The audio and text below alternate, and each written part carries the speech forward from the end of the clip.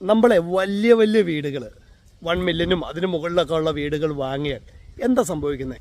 വീട് മേടിച്ച് കഴിയുമ്പോൾ ഏകദേശം ഒരു വർഷമൊക്കെ കഴിയുമ്പോൾ ബോധ്യപ്പെടുന്ന ഒരു സത്യാവസ്ഥയുണ്ട്. ഇപ്പോൾ വലിയ വീടുകളൊക്കെ മേടിക്കുമ്പോൾ സാധാരണ എല്ലാ ആളുകളും വളരെ കുറച്ച് ഡെപ്പോസിറ്റ് ആയിരിക്കും ഉണ്ടാക്കുന്നത്, അല്ലേ? ഡെപ്പോസിറ്റ് വളരെ കുറവായിരിക്കും. ബാക്കി മാക്സിമം ലോൺ എടുത്തിട്ടാണ് വീട് മേടിക്കുന്നത്. ഇവിടെ ജോലി ചെയ്യുന്ന, ഇപ്പോൾ ന്യൂസിലാൻഡിലാണെങ്കിലും ഓസ്ട്രേലിയയിലൊക്കെ ആണെങ്കിലും ജോലി ചെയ്യുന്ന എല്ലാ ആളുകളും എലിജിബിളാണ്. 1 മില്യനും അതിന് മുകളിലൊക്കെ ബാങ്കുകാർ നമുക്ക് ലോൺ തരാൻ അവർ റെഡിയാണ്. നിങ്ങൾ അതിന് എലിജിബിളാണ്, നിങ്ങൾക്ക് ലോൺ തരാൻ എലിജിബിലിറ്റി ഉണ്ടെന്ന് ബാങ്കുകാർ തരും. ബാങ്കുകാർക്ക് സന്തോഷമാണ്. നമുക്ക് മാക്സിമം ലോൺ തരിക എന്നുള്ളത് അവരുടെ ഉത്തരവാദിത്തമാണ്. അത് തിരിച്ചടയ്ക്കുക എന്നുള്ളത് നമ്മുടെ ഉത്തരവാദിത്തമാണ്. അപ്പോൾ നമ്മളെ സംബന്ധിച്ച് അവരടയ്ക്കുമെന്ന് 100% അവർക്കും അറിയാം. അതുകൊണ്ട് നമുക്ക് അവർ ലോൺ തരാൻ റെഡിയാണ്. മാക്സിമം എമൗണ്ട് നമ്മളെ പിടിപ്പിക്കുക എന്നുള്ള ഒറ്റ ലക്ഷ്യമാണ് അവർക്കുള്ളൂ. നമ്മൾ 1 മില്യൻ്റെയൊക്കെ ഒരു വീട് വാങ്ങിക്കഴിഞ്ഞാൽ എന്താ സംഭവിക്കുന്നതെന്ന് പറഞ്ഞു കഴിഞ്ഞാൽ നമ്മൾ ഡെഫിനറ്റ്ലി $5,000 മുകളിൽ, ഇപ്പോൾ ഓസ്ട്രേലിയയിലാണെങ്കിലും ന്യൂസിലാൻഡിലൊക്കെ ആണെങ്കിലും അതിന് മുകളിൽ നമ്മൾ ഡെഫിനറ്റ്ലി ഒരു മാസം അടയ്ക്കേണ്ട വരും. അപ്പോൾ ഇവിടെ ഒരു മാസം ഒരാൾ ഏൺ ചെയ്യുന്ന ഫുൾ എമൗണ്ട് നമ്മൾ എന്തിനു വേണ്ടിയിലേക്ക് അടയ്ക്കണം? ഈ ലോണിലേക്ക് അടയ്ക്കണം, മോർഗേജായിട്ട് അടയ്ക്കണം. അതിൽ വേറൊരു സത്യം നമ്മൾ മനസ്സിലാക്കേണ്ട കാര്യമുണ്ട്. അതിൽ വലിയൊരു പെർസെൻറ്റേജും നമ്മൾ ഏകദേശം ഒരു വർഷം അടയ്ക്കുന്ന എമൗണ്ട് ഇപ്പോൾ $60,000 ആണെങ്കിൽ $10,000 താഴെ മാത്രമാണ് പ്രിൻസിപ്പൽ എമൗണ്ടിലേക്ക് പോകുന്നുള്ളൂ. ബാക്കി $50,000 നമ്മൾ എങ്ങോട്ടാ കൊടുക്കുന്നത്? ബാങ്കിന് ഇൻട്രസ്റ്റ് ആയിട്ടാണ് കൊടുക്കുന്നുള്ളൂ. അപ്പോൾ ഒരു വർഷം കഴിയുമ്പോൾ നമുക്ക് ബോധ്യപ്പെടും നമ്മൾ അടച്ച എമൗണ്ട് 60,000 ആണെങ്കിൽ അതിലേക്ക് പ്രിൻസിപ്പൽ ആയിട്ട് എമൗണ്ടിലേക്ക് പോയിരിക്കുന്നത് ഏകദേശം 10,000 താഴെ മാത്രമാണ്. ബാക്കി 50,000 എമൗണ്ടും $50,000 എങ്ങോട്ട് പോയി? ബാങ്കിന് ഇൻട്രസ്റ്റ് ആയിട്ട് പോയി. ഇത് നമ്മളെ സംബന്ധിച്ച് ചങ്ക് തകർന്നു പോണ പരിപാടിയാണ്. എന്ന് പറഞ്ഞു കഴിഞ്ഞാൽ നമ്മൾ മാക്സിമം ഏൺ ചെയ്യുന്നതുണ്ട്, ഡബിൾ ഡ്യൂട്ടിയും അതും എക്സ്ട്രാ ഷിഫ്റ്റും അതെല്ലാം ചെയ്തിട്ടാണ് മാക്സിമം എമൗണ്ട് നമുക്കിവിടെ കിട്ടുന്നത്. അതിന് കൂടുതൽ ടാക്സ് കൊടുക്കുന്നുണ്ട്. അത് ഇത്രേ കിട്ടുന്നുള്ളൂ. അതിലെല്ലാം നല്ലൊരു പെർസെൻറ്റേജും 1 ഇയർ കഴിയുമ്പോൾ ബാങ്കിലേക്ക് ഇൻട്രസ്റ്റ് ആയിട്ട് പോയി എന്ന് തോന്നിക്കഴിയുമ്പോൾ നമുക്കുണ്ടാവുന്ന ആ മാനസിക ബുദ്ധിമുട്ടുണ്ടല്ലോ, കഷ്ടപ്പെട്ട കാശ് മൊത്തവും ബാങ്കിലേക്ക് ഇൻട്രസ്റ്റ് കൊടുത്തെന്ന് തോന്നുമ്പോൾ ഉണ്ടാകുന്ന ആ ബുദ്ധിമുട്ട് വളരെ വലുതാണ്. അപ്പോൾ സ്വാഭാവികമായിട്ടും നമ്മൾ എന്ത് ചെയ്യാൻ തീരുമാനിക്കും? എന്നാൽ കുറച്ച് എമൗണ്ട് കൂടുതൽ നമ്മൾ പ്രിൻസിപ്പളിലേക്ക് അടയ്ക്കാമെന്ന് നമ്മൾ തീരുമാനിക്കും.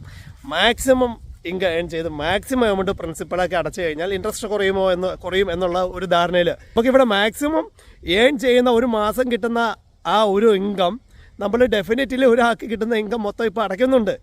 മനസ്സിലാവുന്നുണ്ടോ? 5,000 അതിന് മുകളിലൊക്കെ നമ്മൾ അടയ്ക്കുന്നുണ്ട് ബാങ്കിലേക്ക്. അത് നല്ലൊരു പെർസെൻറ്റേജ് ഇൻട്രസ്റ്റ് ആണ് പോകുന്നത്. മറ്റൊരാൾക്ക് കിട്ടുന്ന ഇൻകം കൊണ്ട് നമ്മുടെ ഡെയിലി ഇവിടുത്തെ ലിവിങ് കോസ്റ്റ്, അതുപോലെ പെട്രോള്, കുട്ടികളുടെ വിദ്യാഭ്യാസം, അങ്ങനത്തെ എല്ലാ ചിലവുകളും നമ്മൾ നടത്തണം. അപ്പോൾ പിന്നെ നമുക്ക് മാക്സിമം കൂട്ടി അടയ്ക്കാൻ ഉണ്ടാവത്തില്ല എന്നുള്ളൊരു നഗ്നമായ സത്യമാണ്. അപ്പോൾ 1 ഇയറൊക്കെ കഴിഞ്ഞ് വീട് മേടിച്ച ആളുകൾക്ക് പലരും ഇങ്ങനെ അനുഭവിക്കുന്നുണ്ട്. അപ്പോൾ കൂടുതൽ ഇൻകം ഏൺ ചെയ്ത് നമ്മൾ പ്രിൻസിപ്പളിലേക്ക് അടയ്ക്കുക എന്നുള്ളൊരു മോഹം നടക്കത്തില്ല. അതൊരു റിയാലിറ്റി ആകുമ്പോൾ ഡെപ്പോസിറ്റുകൾ നമ്മുടെ കയ്യിൽ കുറവാണെങ്കിൽ, നമുക്ക് 1 മില്യൻ്റെയൊക്കെ വീട് മേടിക്കണമെങ്കിൽ 20% ബാങ്ക് ഡെഫിനറ്റ്ലി ഡെപ്പോസിറ്റ് ചോദിക്കുന്നുണ്ട്. ഇത് കുറച്ചൊക്കെ കൊടുത്തിട്ട് 10% ഒക്കെ കൊടുത്തു കഴിയുമ്പോൾ ഇൻട്രസ്റ്റ് റേറ്റ് കൂടുതലാണ്. ഈ ഇൻട്രസ്റ്റ് അപ്പോൾ കൂടുതൽ എമൗണ്ടും ഇൻട്രസ്റ്റിലേക്ക് തന്നെ പോകും. അടുത്തൊരു സംഭവം എന്ന് പറയുന്നത് ഇപ്പോൾ ഉള്ള ഇൻട്രസ്റ്റ് റേറ്റ് അല്ല. 1 ഇയറോ 2 ഇയറോ ഒക്കെ കഴിഞ്ഞ് കഴിഞ്ഞാൽ ഇൻട്രസ്റ്റ് റേറ്റ് കൂടാം. നമ്മൾ അടയ്ക്കുന്ന എമൗണ്ട് മാസത്തിൽ സെയിം ആണെങ്കിൽ തന്നെയും $1,000 പെർ ഇയർ കൂടുതൽ ഇൻട്രസ്റ്റിലേക്ക് പോകും. അത് നമ്മൾ പ്രതീക്ഷിക്കേണ്ട ഒരു കാര്യമാണ്. അടുത്ത ഏറ്റവും വലിയ പ്രശ്നം എന്ന് പറയുന്നത് വലിയ വലിയ വീടുകൾക്ക് കൗൺസിൽ ടാക്സ് കൂടുതലായിരിക്കും.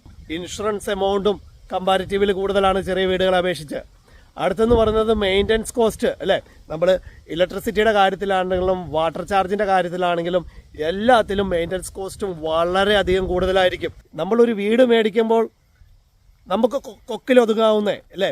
ഈ 1 മില്യനൊക്കെ വീട് മേടിക്കുന്ന ആളുകളുടെ ഒരു ഫിനാൻഷ്യൽ സ്റ്റെബിലിറ്റി ഇത്രയും ഏകദേശം 200K മുകളിൽ പെർ ഇയർ വരുമാനമുള്ള ഫാമിലീസ് മാത്രമാണ് ഇത്രയും 1 മില്യനൊക്കെ മുകളിലുള്ള വീടുകൾ മേടിച്ചാൽ അവർക്ക് ഇത് അടച്ചു പോകാൻ പറ്റത്തുള്ളൂ.